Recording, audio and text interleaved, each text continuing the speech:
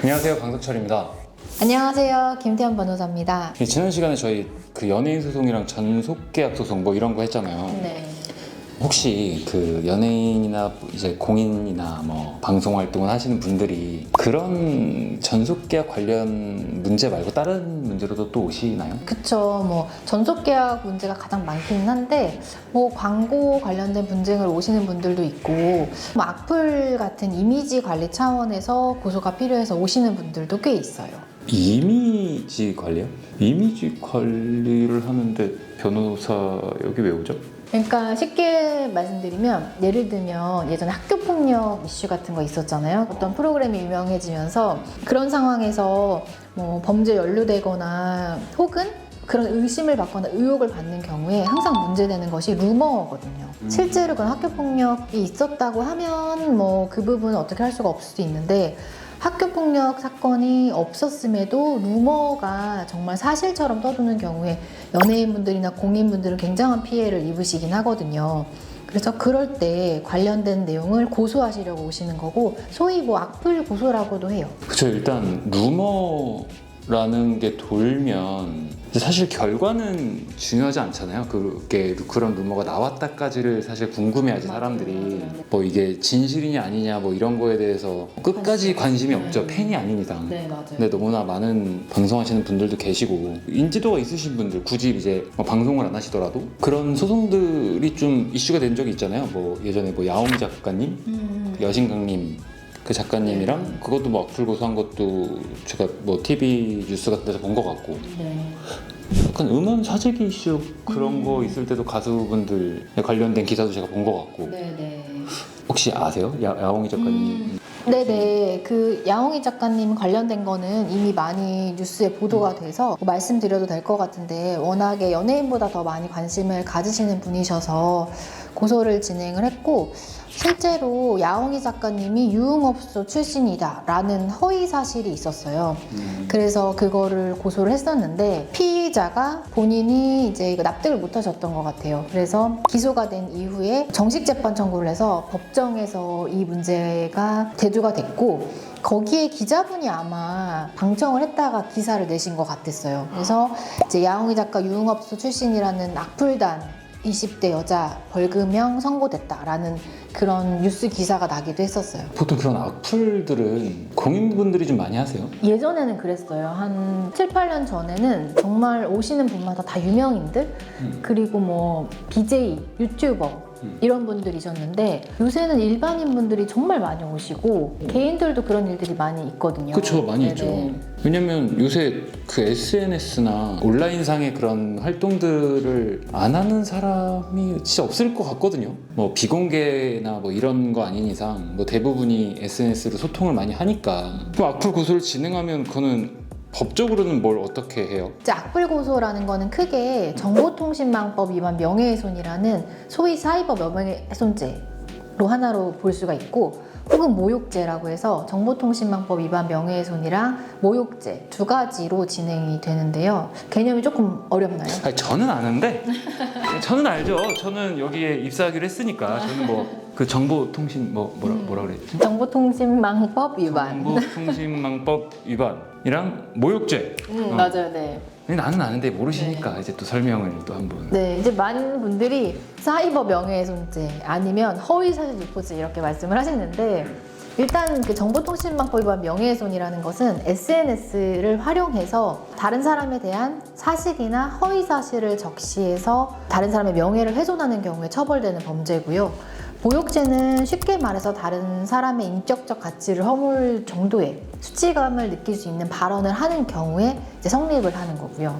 질문. 정보통신망법 위반을 하면 이거는 온라인상에서만 해당이 돼요? 네, 이제 온라인상에서는 정보통신망법 위반이라고 하고 만약에 말로 명예훼손하는 경우에는 일반 명예훼손죄가 또 따로 있어요. 그리고 모욕죄는 또 별도로 있고요. 아, 그러면 온라인상에서 뭔가 비방을 하거나 뭔가 그렇게 하면 이거는 모욕죄까지는 가지 못하네요. 모욕죄랑 명예훼손의 차이는 정보통신망법 위반도 마찬가지고 사실을 적시했냐 아니냐예요. 쉽게 말하면 모모 같은 놈 이렇게 했을 때에는 명예훼손을 검토하지 않고 모욕을 검토하는 거고 이 사람은 유부남인데 바람을 핀 놈 이런 식으로 했을 때에는 명예훼손을 검토하게 되는 거예요.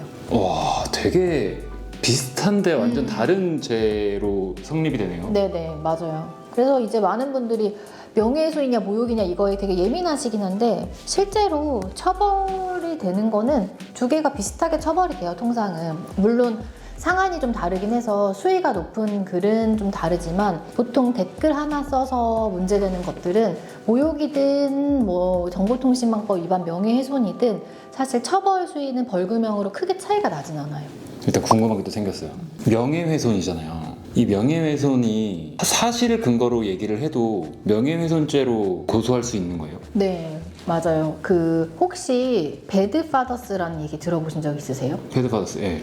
그러니까 양육비를 안 주는 아빠들을 신상 공개하는 그런 사이트가 있어서 그게 실제로 사실은 사실이다 보니까 사실적시 명예훼손에 문제가 된 거예요. 예를 들면 MC님이 결혼을 했는데 양육비를 못 줘서 그 사이트에 올라간다. 돈이 없어서 못 주는 상황이든 아니면 안 주는 상황이든 어쨌든 그 사이트에 올라간다라고 하면 생각보다 그 피해가 치명적일 수는 있거든요. 그랬을 때 이런 경우를 사실적시 명예훼손으로 실제로 배드파더스 게시글을 올렸던 그 운영자들을 실제로 고소한 사례가 있어요. 처벌도 됐었어요. 물론 이거에 대해서는 찬반 여론이 되게 뜨겁고 헌법 소원도 진행하고 있기는 해요. 사실적시 명예훼손 자체가 폐지되어야 된다 이런 입장으로. 근데 어쨌든 현행법상에는 사실적시 명예훼손이 그런 식으로 처벌이 돼요. 그리고 아까 얘기한 것 중에 그럼 아까 벌금형이라고 그랬잖아요. 그 악플에 대한 뭔가 이런 거 대략 얼마 정도 나와요? 사이버 명예훼손이라고 하는 정보통신망법 위반은 보통 50만 원에서 500만 원 사이가 통상적이에요. 모욕은 최대가 200만 원이거든요. 근데 보통 50만 원에서 100만 원 사이가 가장 많이 나오는 것 같아요. 여기서 또 이런 거 궁금하죠. 어느 정도 하면 50이고 어느 정도 하면 500 나와요? 보통 댓글을 하나 욕설 같은 거 쓰는 사람들 있잖아요. 뭐 어떤 놈, 어떤 년 이런 식으로 쓰거나 약간 길지 않은 거 쓰는 정도? 횟수 1회 정도? 이럴 때 50만 원 모욕죄가 많이 나오고요. 글이 굉장히 길고 사생활을 구체적으로 쓰시는 경우에 한 500만 원 정도 나오고요. 그 야옹이 작가님 유흥업소 출신이라는 허위사실 적시하신 분은 지금 벌금 200만 원이 선고됐어요. 이 돈 있으시다고 악플 막 이렇게 다시면 안 돼요. 이 정도 알았다 그거 알려고 궁금한 거 아니니까 그죠 우리는? 근데 그렇게 되면 형사소송 이제 네. 민사 쪽이 아니고 그러면 기록이 남아요? 소위 말하는 빨간 줄이라고 하는 거 있잖아요. 그게 남는 거예요. 벌금을 10만 원 내도 벌금형도 정가 기록에 해당하기 때문에 빨간 줄에 정가 기록이 남아요. 아 이렇게 구치소나 어디를 가지 않아도 이 한 줄이 남아요? 네, 맞아요. 그래서 과태료 같은 거랑 차이가 있는데 교통법규 위반하거나 주차 잘못하면 주차 위반 딱지라고 하는 그런 거 있잖아요. 그런 것들은 과태료라 행정질서 처분이에요. 근데 우리가 말하는 이런 벌금형은 50만 원을 내도 전과 기록에 남아서 범죄 경력에 해당하는 거예요. 악플 한 줄 썼는데 네. 그래서 50만 원을 내가 냈는데 그럼 정가 한 줄이 가는 거네요? 그렇죠. 와 세다. 그래서 그것 때문에 정말 많은 분들이 고소를 당했을 때 방어하고 싶어서 변호사를 찾으시는 분들이 많아요. 아 그럼 이게 벌금 때문이 아니라 이게 한 줄 때문에 더 이거를 방어하려고 하거나 뭐 그렇죠. 벌금은 50만 원밖에 안 내는데 그러니까. 변호사 선임 비용은 훨씬 높을 테니까 사실 정가 기록이 남는 게 상관이 없으신 분들은 변호사 찾을 이유가 없을 수도 있어요. 아니 50만 원이라는 돈이 절대 작은 돈이 아니지만 그래도 변호사를 선임해서 이거를 그냥 50만 원 벌금 내지 뭐 라고 하면 여기에 플러스 정가가 올라간다는 걸 꼭 인지를 해야 될 것 같아요. 악플 그 한 줄에 사회생활도 되게 힘들어지잖아요 사실 그런. 그렇죠. 그리고 뭐 공무원이나 교육공무원 같은 경우에는 경찰 조사가 진행이 되면 기관에 알림이 가요. 이 사람 조사하고 있다. 그것만으로 되게 치명적인데 정가 기록이 남으면 또 통지가 가요. 물론 그것 때문에 공무원을 못하는 경우는 잘 없는데 그래도 품위유지 의무 위반 같은 게 해당할 수가 있죠. 불이익이 확실히 있겠다. 네네. 와 이거 고소당하면 진짜 불안해할 것 같은데 그죠? 그렇죠. 보통 얼마나 가요 이 기간은? 고소 한번 당하시면 보통 6개월에서 길게는 한 2년 정도까지 가는 경우도 있어요. 형사인데도? 네. 제가 느꼈던 걸로는 형사소송이 민사소송보다는 좀 빨랐거든요 이 진행하는 과정 느낌이. 그쵸. 이게 이게 만약에 처벌이 안 된다 그러면 좀 빨리 끝나는데 처벌이 된다고 하면 경찰에서 검찰, 검찰에서 법원까지 가야 끝나거든요. 그러니까 더 더디기도 해요. 그러면 그냥 인터넷 뭐 사이버 명예훼손이나 뭐 정보통신망법 위반이나 뭐 모욕이나 명예훼손이나 이런 것들은 그냥 다 처벌되는 거네요? 네, 일단은 우리가 형법상 혹은 뭐 정보통신망법상의 구성 요건이라고 하는 범죄의 성립 요건을 갖추면 처벌될 가능성이 높은데 이거에 사실 굉장히 치명적인 문제점이 하나 있어요. 악플을 달았는데 이거를 고소하기에 치명적인 문제점이 있다? 네, 어떤 문제가 있을까요? 이게 사실 범행 같은 경우는 CCTV 같은 게 없으면 증거가 없어서 내가 정말 폭행을 당했는지 알 수가 없으니까 그걸 찾아다녀야 되는데 사실 사이버상의 문제는 그 기록이 남잖아요. 댓글 캡처하면은 저장이 되고 그러니까 증거 수집의 문제는 생각보다 많이 문제가 생기지 않는데 아주 치명적인 문제가 하나 있어요. 온라인 카페나 뭐 블로그나 그런 데에다 혹시 글 같은 거 써보신 적 있으세요? 뭐 신발 팔 때? 그쵸? 거기에 쓰실 때 제 이름은 뭐 강석철이고 몇 년생이고 어디 살고 전화번호 같은 거 나는 누구다 밝히면서 쓰시나요? 아니요, 안 쓰죠. 그렇죠.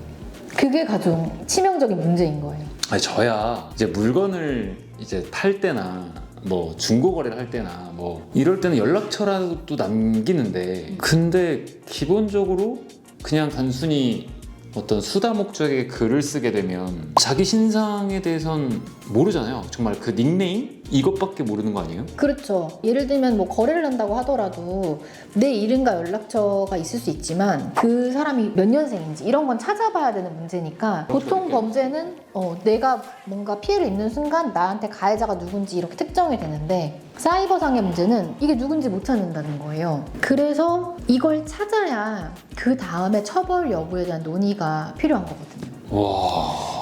그럼 또 질문. 그럼 약간 판단을 좀 해야 되잖아요. 악플이 달렸어. 그럼 누군가 상담이 왔어. 그러면 이 악플 이건 찾을 수 있어요. 이건 찾을 수 없어요. 이거를 판단을 어떻게 해요? 이거는 사실 그래서 또 경험상 판단을 할 수밖에는 없는 거예요. 각 사이트별로 수사기관에서 압수영장을 발부해서 찾았을 때 개인정보를 전달해주는 사이트도 있고 예를 들면 뭐 직장인들 많이 사용하는 블라인드라는 곳이 있거든요. 거기가 직장에 대한 후기 같은 거를 자유롭게 쓰고 하는 곳이에요. 나 본 적 있어요.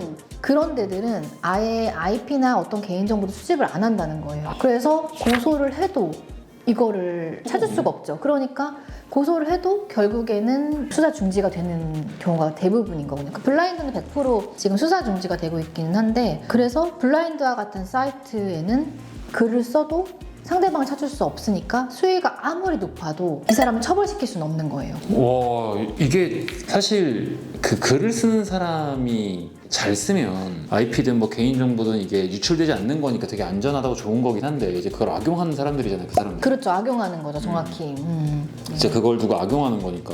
그럼 이거를 어떻게 찾으셨어요? 매일 온다면서요, 이 사람들이. 이걸 어떻게 찾지? 그러니까 사실 뭐 의뢰인들 덕분에 제가 많아진 거죠. 경험이 많아진 거고 보통 저희 회사에는 공인분들이 정말 많이 오시니까 한 번 고소하면 한 30건은 기본으로 하시거든요. 그러면 각종 사이트들이 다 걸려요. 네이트판, DC 사이드, 뭐 많아요. MLB 파크, 뉴스 기사 댓글 뭐 등등 엄청 많은데 그 사이트들에 대한 이제 사실 경험이 다 있는 거죠. 각 사이트들마다 뭔가 경험치가 있구나. 그렇죠. 쉽게 말하면. 네네. 그러니까 이 사이트는 뭐 이렇게 가면 갈 수 있다. 약간 네. 길을 많이 안 해요. 맞아요, 네.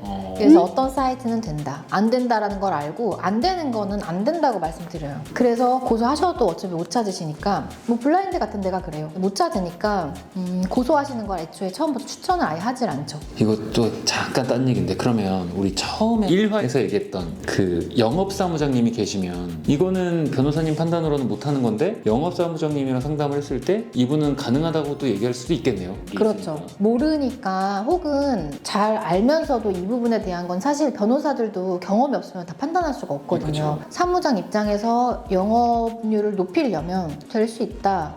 된다? 이렇게 설명하는 경우가 많죠. 이것도 참 잘 알아보고 해야 되겠어요. 그죠? 아까 여기 앞에서 지나가다 잠깐 들었는데 이걸로 예약하시는 분도 있어요? 고소하는 걸로 미리 예약을 하시고 이제 얼핏 들어가고 제가 이해를 잘 못해서 이게 무슨 말인가? 그러니까 이게 변호사는 고소하는 사람과 고소를 당하는 피고소인 쌍방을 대리할 수가 없거든요.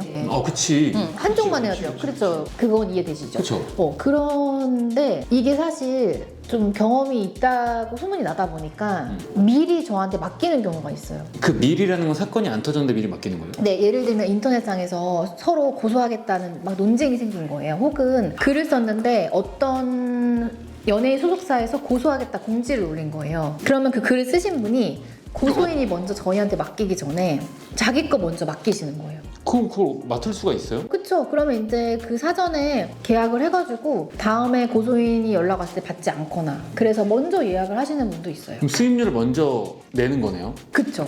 근데 만약에 수임료를 다 냈어. 근데 상대가 고소를 아예 하지 않았어. 그러면 이제 할 일이 없어지잖아요. 그러면 이걸 다시 돌려줘야 돼요? 그러니까 변호사들 업무는 사실 할 일이 없다기보다는 이제 고소 글을 일단 파악해야 되고 이미 다 준비하고 네, 이걸 어떤 식으로 처벌이 안 되도록 방어해야 될지 이런 계획들을 세우기 때문에 할 일이 없는 경우는 잘 없고 보통은 이제 어떻게 대응할지 미리 준비를 해놓는 업무 정도 하는 거고 그 정도에 대한 대가를 미리 받는 거죠. 죄송해요. 제가 몰라서 할 일이 없다고 이렇게 뱉은 건데요. 내가 알았으면 변호사 했지. 이게 사실 우리는 이런 거 궁금하잖아요. 뭐 돈 줬는데 일하냐 뭐 이런 거 궁금 좀 하니까. 돈 얘기 나올 때마다 얼마나 했어요? 악플에 대한 소송에 관련된 걸? 피의자 숫자로 하면 몇천 건 하지 않았을까요? 몇천 건? 아까 DC 인사이드 얘기했었죠. 네네. DC 인사이드는 진짜 좀 유명하잖아요. 거기랑 인스타그램 좀 궁금해요.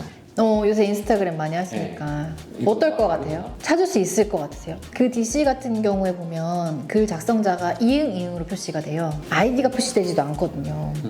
그리고 인스타는 뭐 계정을 되게 쉽게 만들 수 있고 제 생각은 DC는 못 찾을 확률이 좀 높을 것 같고 인스타는 복잡하지만 할 수 있을 것 같아요. 일단 악플이라는 사이버 명예훼손이나 모욕에 관련된 죄명으로 접수를 하면 인스타는 거의 못 찾고 조금 찾아요. 정말 조금 찾고 DC 인사이드는 저희 회사 기준으로 한 20-30% 정도는 찾는 것 같아요. 근데 10명 고소했을 때 10명 다 찾는 경우도 생기고 DC 인사이드 같은 경우 그리고 한 명만 찾는 경우도 생기고 약간 복불복이구나. DC 인사이드는 인스타를 못 찾는다는 게 되게 거기는 뭔가 남잖아요. 기록도 남고 뭐도 남고 어쨌든 어떤 기업에서 하는 거니까. 그 계정 생성하는 게 보통 구글 같은 지메일이나 이런 걸로 진행을 하면 해외에서 회신을 줘야 되는데 회신이 거의 안 오고 해외는 사실 그 명예훼손을 처벌 안 하는 데도 많아요. 특히 사실적시 명예훼손. 사실이면 네, 너무 수위가 낮으면 회신이 안 오는 경우가 많아요. 그런데 오는 경우가 있거든요. 근데 이러한 경험을 해본 변호사가 전국에 몇 명이나 있을까 싶어요. 저희도 워낙에 접수건이 많으니까 안 된다고 해도 그래도 해보자는 의뢰인들이 생각보다 많거든요. 아니면 포기해야 되니까. 그래서 지푸라기라도 잡는 심정으로 항상 해마다 각 사이트별로 진행하는 경우들이 있는데 그러다 보면 정말 별게 아닌데 회신이 와서 찾은 경우도 있어요. 이거는 해본 사람이라 할 수 있는 말인 것 같아. 그 수천 건을 해본 사람이어야 이걸 어떻게 알지? 그래서 이것 때문에 상담이 진짜 많고 저한테 이 내용 이거 듣고 싶어서 상담 예약하시는 분들도 진짜 많아요. 여러분들 지금 또 굳었어요. 이게 근데 이거 재밌네요. 이거 악플 너무 빈번하게 있잖아요. 우리 주변에 너무 쉽게 인스타그램으로 두고 치자면 모르는 사람인데 누군가는 누굴 욕하고 있고 막 누군가는 누구 칭찬하고 있고 막 이러고 있으니까 너무 쉽게 볼 수 있는 건데 근데 여기서 중요한 건 그 글 하나 잘못 썼다가 찾으면 한 줄 간다. 이거 꼭 기억하셔야 될 것 같아요. 조심하셔야 됩니다.